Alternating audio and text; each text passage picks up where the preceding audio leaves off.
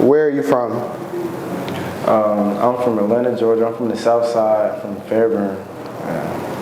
What was life like growing up in Fairburn? Life was life was different. Like I ain't gonna cap. South Side was real different. It's a lot of hothead, young nigga, dumb shit. Like so I had to navigate a little differently. I found my outlets that gotta be in a better direction. Not following with the crowd and stuff. Mm-hmm. And what were those outlets? What were you doing? I found early on. I found in 6th grade I started playing trumpet. So music really like shaped me. It shaped my life. So learning trumpet and learning to, actually like sit here and learn a craft and be bad at it at first and just keep sticking with it. Through the ups and the downs, and you got money situations, this and that. So yeah, 6th grade is when I started playing trumpet. Mm-hmm. What made you choose trumpet over anything else? Trumpet basically chose me. Like the way the band director did it, he just like named Mr. Bailey. He had tried some different mouthpieces and stuff, but he down there just looked at me and was like, "You gonna play trumpet? Like you playing trumpet? Like you look like a trumpet player." Wow. And he just look at people like, "You look like a trombone player. You look like a clarinet," and he'll try them out. Like he'll have the instrument that he think you should play, and then he'll choose one more instrument that you want to play. So I think mine was like either trumpet or trombone. Mm-hmm. But I buzzed, so then he had us go in class and we buzzed on the trumpet mouthpiece. And he's like a line of us, and some people make good sounds, some people make not so good sounds. He's like, "Okay, you trumpet player, you need a bigger armature. You need more like lower brass." You know what I'm saying? So that's how trumpet really chose me. Do you come from a musical family? My dad played saxophone a little bit. I think he said around like middle school. My mom, she played clarinet, but mostly that was in athletics. My dad was real good at football. He's from Iowa, so he went to Iowa State. That's what I want to say, Iowa State. That was big back then, like to even get a scholarship. So he went D1 school in hometown, in around the area, not too far from it.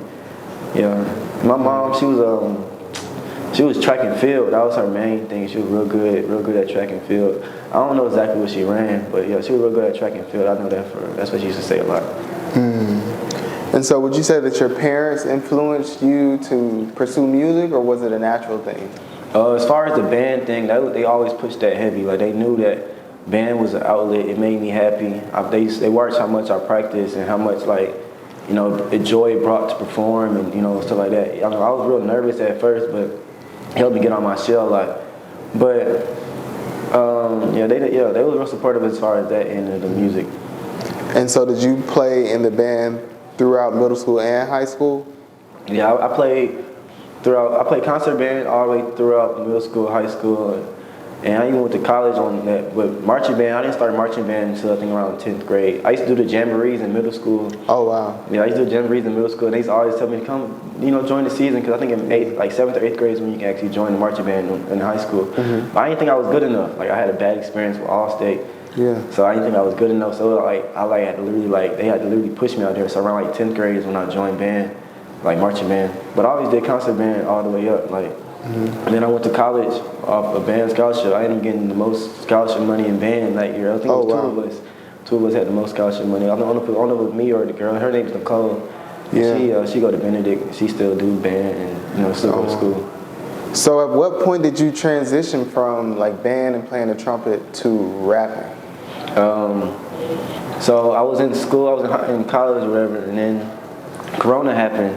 He got sent back, and I realized that online school is not for me. Like the only reason I went to Alabama A&M was to be there and be in that environment, suck all that. So then I came back here and I went on like a real like spiritual journey for like 2 or 3 years, a lot of shrooms, a lot of LSD, and just working on my mind and exercising my mind and strengthening what my mind can do. I started off writing. I used to write even in like high school, like a girl broke your heart, you sit there and you don't know, so you just write about it, and I would send it to her. Like a lot of people didn't send it to them when they wrote them long notes. I would send it to her because I couldn't talk to her normally, but I know my words, they'll carry more once I like showed her like I thought about this and I wrote it out. So that started off with poetry, and I really didn't want to get into the rapping. I just wanted to be more of a ghostwriter. So I started sending out some of my lyrics once I started actually writing. Like to rap, like I used to do more so spoken word, none of it really rhymed. So then I started making it rhyme or whatever, and then I started sending out my lyrics. I used to write when I was on shrooms. So like I'm at peaking at shrooms. So my lyrics was always like super like crazy, deep, religious and stuff like that. And I sent it out to a couple artists. I felt like they need that or whatever. And then I met So You Him. I sent it out to a couple artists that reached back, but So You Him, he was just like, nah, pull up. Like I got a studio at the crib. Like I need you saying these lyrics. Like he really enforced me that. And then we kind of just first started just hanging out. Like we just build chemistry, hang out, smoke, whatever, talk about girls, all that. Girls was like really like a big influence to me getting into the music. I was just like, around this time I'm chasing women, I'm trying to find myself in these girls or whatever. And I used to always write, like I get in a breakup, I write about it. I just like real situationship, like it really wasn't no official stuff. And then I think like it was like 2 or 3 weeks in just hanging out. And he like we recorded that day. He was on some casual shit. No, it wasn't no casual. That day he like did like shot my ego down like on some crazy shit. And then we ended up recording that day. And we were like it was still love. Like it wasn't nothing, no aggressive. It was just on some brother stuff. Like yeah. So you mentioned about women inspire you to make music. Have you ever made music after a heartbreak? Often. That's where I get a lot of my inspiration from. I'm a Leo, but I'm a Cancer moon, so I'm real more Cancer. Like I'm real more emotional. So like once I get into these emotional states, I gotta find an outlet to express it. Whether it's writing, whether it's this, whether it's doing something reckless. I'm still young and stuff. So I decided it was better just to they take that emotion and go to the studio. Me and So You Him recorded like we'll have days, 3-4 days in a row we just record. It just was like easy because it was like it came from a place that I had passion in. Because I'm talking about the girl that I thought was loving my life then, and thought I was, what I'm saying, I'll be real delusional in them aspects when it comes to women. So it helps create better music. Yeah. And so, what were your peers' responses to your first song drop? Like, was it?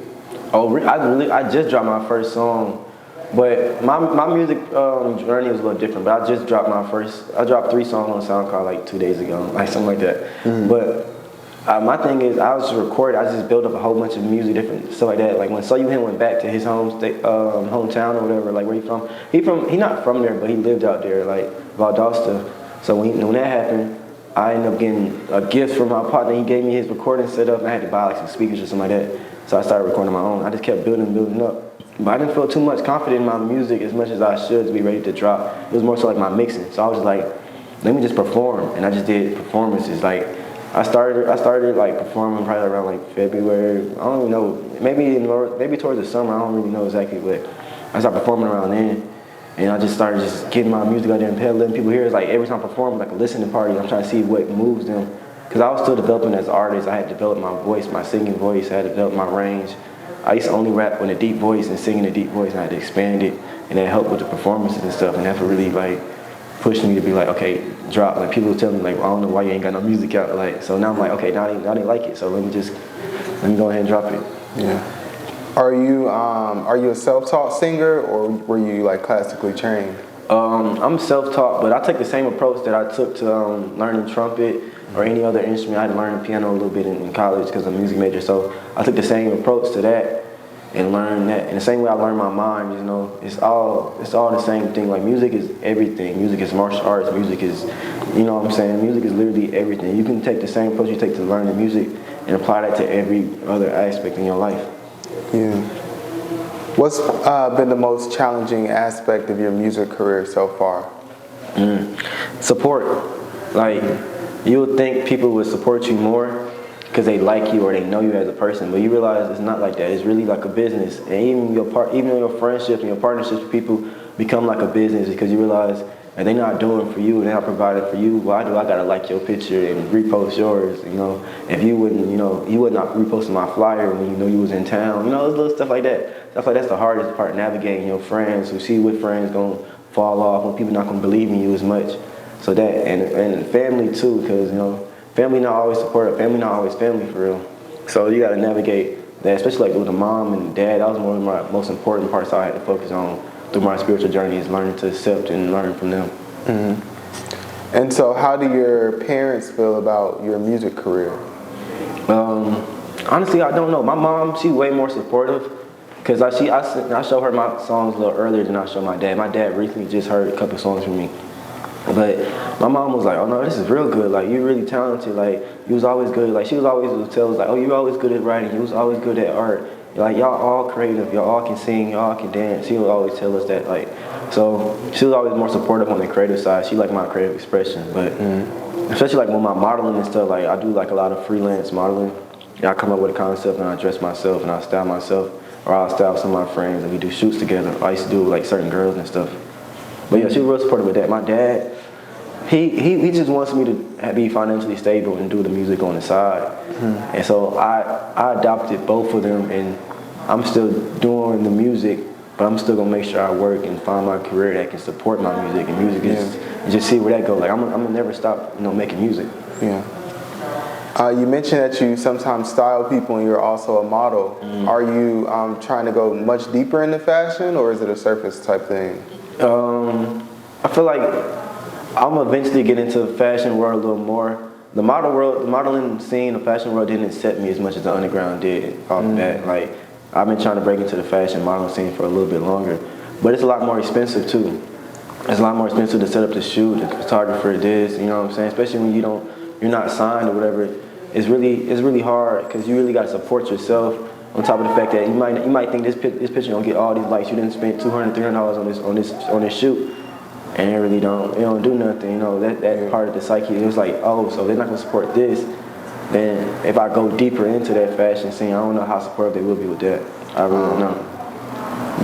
What made you interested in like fashion and modeling? In high school, around like I think it was senior year. There was this program called Chosen. At my school, it came there for like the first year.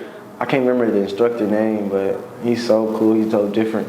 But they literally chose me. Like, I was just walking around. It was like, you model, or do you want to model? And I was just like, I'll try it. But I was more so in the band. I didn't really think I would, take to the modeling. But it was kind of real natural for me. Like, I got in front of the camera. It was real natural, real organic. And I worked on my walks, my different poses, my stances. And it was like I had band practice and I'll have that practice, or I'll miss some band practice because I know I wanted to do this. And we had a fashion show after the end of the program. It really made me realize I can really do this. I can really get into the character. I can get in and out of the modes. It helped me even further, give me more reassurance in that aspect of it, more on that creative side, more on that top side. So it was definitely a positive experience that, I still repost some of the pictures I took in high school. People don't even know that I was in high school. It's crazy. So off camera, you talked about going to college and majoring in music.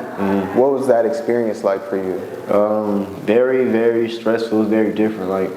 When I got to college, my trumpet instructor, he was a real wise, elder man, probably plus 50, plus 60. But one of the best drum players I ever seen, ever heard. It was just so effortless how he did it. And one of our first lessons, he was looking at my armature, where you position your mouthpiece. He was just like, your armature's wrong.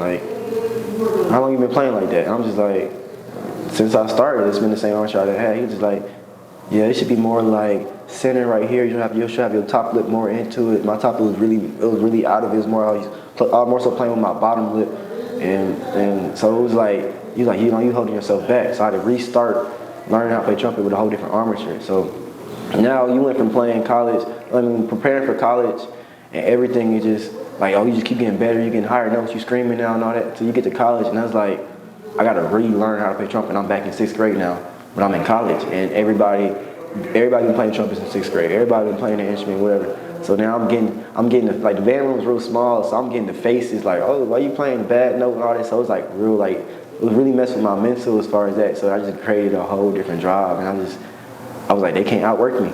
So I just kept working, practicing. I would practice 4 or 5, 6 hours a day, and then turn around and then go to practice and then do this and all that. And at the end of the day, I still practice. Yeah. I was like, they can't outwork me, so I'm gonna just keep learning, keep getting better. And then I just passed them. I just kept passing them. I was running laps around how fast I was learning how to play trumpet, and people were really surprised, and it really helped me as far as my ego wise.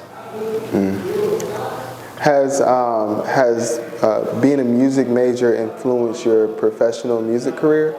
Definitely. And I feel like I don't even know how half the people do music without having some type of musical background. It's damn near like inevitable that you need to do the research on, this, because otherwise you're gonna hit a plateau. You're gonna realize that your creativity is maxed out, and there's no other way you can get these, other elements unless you do the research and learn. So if you without a musical background, you gotta work 10 times as hard. Because some people just do it just naturally. It's more in your subconscious because you've been doing this since 6th grade. You've been doing this, performing. And, some people got the craziest music, but their performance is trash because they don't got the energy. They don't know how to turn the switch on and off.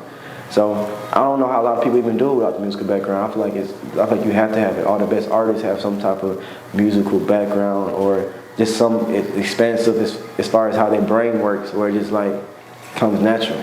So I don't know. What's been the most memorable moment in your career so far? Dang, that's hard.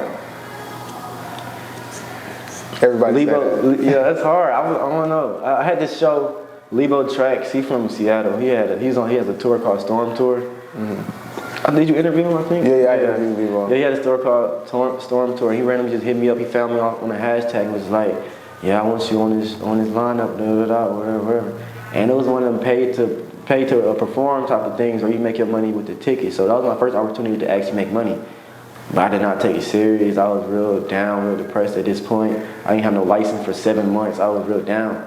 And I was struggling with the money as far as that. So literally like the day or two before I got to pull out because he wanted another payment. And I didn't have it. I was like, yeah, I just can't do it, whatever. He just he called me. I'm at work and he's Lebo just called me. He was just like, bro, I need you.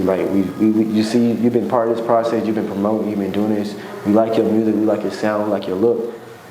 We need you. He's like, I don't care. We got to put you on a payment plan in the last 2-3 months. Just pay me whatever you got when you get your check and just whatever. He wasn't worried about the money. He liked the fact that he liked me as an artist and me as a creative. So it was it didn't matter. You can get that money later. I'll be telling people this all the time. I'll be telling them love is the best currency. That strengthen all of your other bonds, all your other connections. You can make money with the people you love. It's gonna feel better. So Lebo, I did his show. I did his tour in Atlanta. Did his show. He had a couple other artists like Rich and Back from Dead performed last minute. He just signed up. It was he couldn't do the other venue because he was banned from that venue, so he just came. I'm like, oh, this might be turn. And we get there and it was just I think I went second. The first dude was all right, so I knew I ain't had to do much, but I got into a character and these are all the songs that I just made in the last week. I was just I'm just try them out. Yeah. And just killed the performance, and I made a lot of connections, and a lot of people really rooting for me, nah, don't stop ever making music, just keep doing it, whatever, I don't care what you do, just keep making music, and that really helped me, I ain't gonna cap. So that was one of my favorite moments in the music so far. Yeah. So how would you describe the character that you said you got into? Was it something that you've seen yourself do before, or was it holy cow, what the hell's going on? I think psychedelics definitely help. Psychedelics and meditation is one of the most key things as an artist, especially if you want to keep evolving. It's hard to evolve if your brain never expands. So getting into these psychedelic states and getting yourself out of it and knowing how to get in and out of consciousness and going more into your subconscious mind, that's all it really is for me. When I perform, I smoke a blunt, maybe take a couple shots, or I've been performing with 4 locals lately. I don't know what it is, and it just be even head. I'm more of a Zen person, but when I get a little alcohol, a little weed in my system, I just get more into characters. Because I probably could perform on acid, that should probably be so wild, but it just helped me get into it, just put the face on and just act. It's all acting. I want to get into acting because literally it's the same thing. Acting, preparing these lines, the songs is just lines. Same thing. Yeah. So yeah. So what's your ultimate aspiration with the music? You seem like you got so much stuff you want to do, the music, the fashion, the acting. What's the big goal? I feel like everybody want to be Will Smith. I feel like everybody want to be Will Smith. And even if they don't say it, they want to be Will Smith.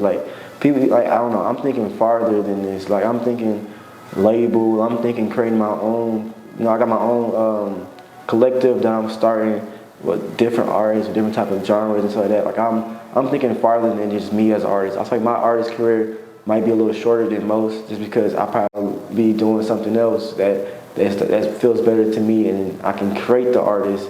Cause that's what I want to be more so on behind the scenes, creating the artists, being in the studio, writing for them, and helping artists evolve, artist development. So I feel like I would rather be on that side of music than rather be performing, making it. But I'm never gonna stop making music. So even if I'm not performing, not putting out music, I'm still gonna be making these songs because I still gotta get these emotions. I'm still gonna have hella voice memos in my phone because you gotta get that out. Yeah. And so why do you think that you don't want to actually be performing? I don't know. I feel like my favorite artists, like my biggest inspirations, Lauryn Hill and Frank, and it's like they those on the same trajectory. They dropped their classics and was like, I don't really need to do this no more. Like, catch me when y'all can, or pay how much whatever to see me perform. Yeah. And that's why I kind of adopted, not even gonna say adopted that mentality, but it's just like, if your music good enough and you don't have to drop as much, you don't have to, you don't have to keep putting music in their face every day, and your music's gonna stand for itself. So I feel like if I just keep perfecting my craft and getting better on music, I feel like I can drop a college dropout. I feel like I can drop, classic album, classic music that I don't really have to drop too much. I only gotta drop 3 or 4 albums and I can be out of it, Yeah. For someone watching this who aspires to do what you do, what advice would you have for them? My advice is just to find the positives. Like, even when you're in your negative points, find the positives. But also embrace the good and evil in life. It's lessons in both the good and the evil, the God and the devil, wherever you want to refer to it as. It's lessons in all of it. So you have to still embrace both sides of it. You're in the middle, and you got to know that you're not the highest. There's somebody working harder than you. There's somebody working when you're sleeping. So never think that you're the best. Never, stay humble.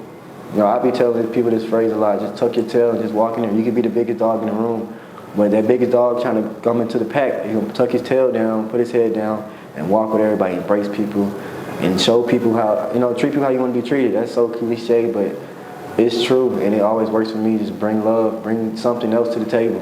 If everybody bringing this, bring something else to the table, and just see how people react to it. So.